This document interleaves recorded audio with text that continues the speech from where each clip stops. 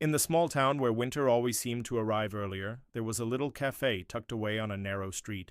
The place was simple, yet it had something magical, the smell of fresh coffee mixed with the soft sound of old songs. It was there that a story capable of warming even the coldest hearts would begin. Hannah, a 23-year-old dreamer, loved spending her afternoons in that cafe.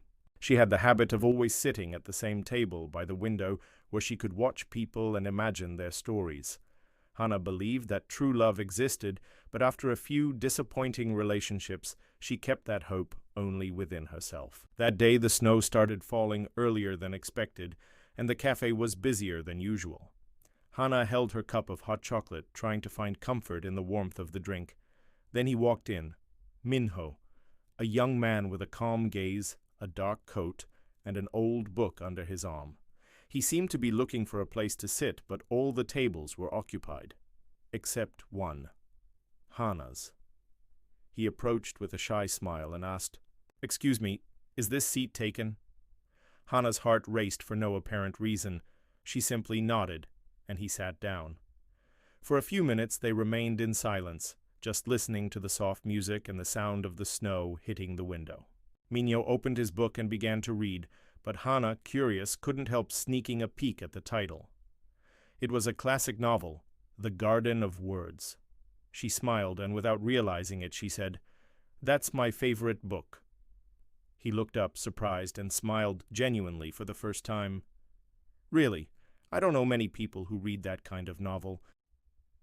And so, as if the universe had planned it, the conversation began to flow. They discovered they both loved simple stories, the ones that didn't need great tragedies to be unforgettable. When the waiter brought Minho's order, Hannah chuckled softly. He had ordered exactly the same as her, hot chocolate with marshmallows. It was a small detail, but it felt like a sign. Maybe it's a coincidence, or destiny. Hannah looked away, feeling her cheeks flush, but inside, her heart was already starting to believe in something she thought she had lost, the possibility of new love. In the following days, Hannah couldn't stop thinking about that encounter. Minho's shy smile, his calm way of speaking, even the coincidence of the hot chocolate, everything seemed too special to be forgotten. And, as if by chance, she returned to the cafe at the same time of day. She sat again by the window, trying to convince herself it was just her favorite spot. But deep down, she hoped to see him again. And it happened. Minho walked in once more with the same book in his hands. Seeing her, he smiled as if he had been expecting her. "Is this seat still free?" "Always." From that day on, their meetings became frequent. They talked about books, movies, and even silly dreams they had as children. Hannah shared that she wanted to be a writer, but had never had the courage to show her writings. Minho revealed he studied photography and dreamed of capturing simple moments that people usually ignored. "I think it's the little details that tell someone's true story," he said, showing a photo of snow reflecting in a puddle. "Maybe that's why you noticed my smile in the cafe," Minho laughed. "Or maybe because it was the most beautiful one I saw that day." One afternoon, as they left the cafe together, the snow fell gently, covering the street like a white blanket. Minho took off his coat and draped it over Hannah's shoulders. "You'll feel cold." "And you?" "I'd rather feel cold on my body than in my heart." But inside Hannah there was still a fear. She had believed in love before and got hurt. While Minho spoke about future dreams, Hannah silently kept the insecurities that insisted on appearing. "Do you believe in destiny, Hannah?" he asked, looking at the falling snow. "I do, but I'm afraid destiny might forget me." "Then let me be destiny's reminder." Weeks passed, and Hannah and Minho's meetings at the cafe became almost a ritual, but one afternoon Hannah saw Minho with another girl in the cafe. Her heart tightened immediately. She thought about going in, but took a step back. "Maybe I'm fooling myself again. Maybe he never saw me as someone special." In the following days, Hannah avoided the cafe. Minho sent messages, but Hannah replied briefly, almost coldly. Finally, after 3 days, he went to her house. "Hannah, what happened? Did I say something wrong?" "I saw you with someone else," You seem so close. Ah, you saw Sujin? She's my cousin. She was helping me with a photography project.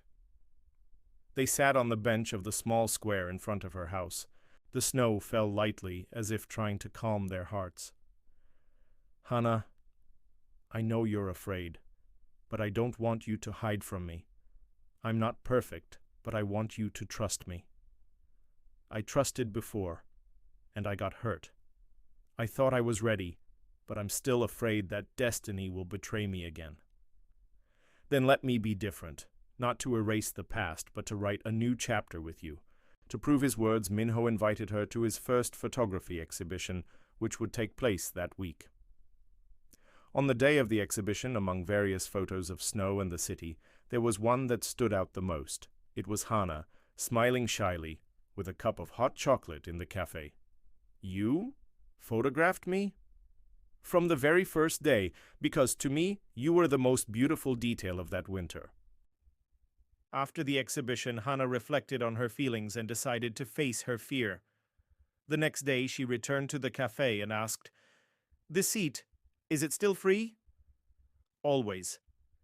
"Minho, I'm scared, but more than that, I want to be by your side. So even trembling, I want to try." "Hana, I don't want to be just a temporary character in your life. I want to be the most beautiful chapter. I don't care if the winter is long or if destiny tries to pull us apart. I want to be here, by your side." The waiter brought 2 hot chocolates with marshmallows, without them having ordered. Coincidence? Destiny. And there, in the first snow of the year, Hana finally smiled without fear. Their love didn't need grand gestures or perfect endings. It was made of small details, hot chocolates, and moments that warmed the heart. Because, in the end, true love isn't grand. It's sweet, light, and comforting, like a hug on a cold night.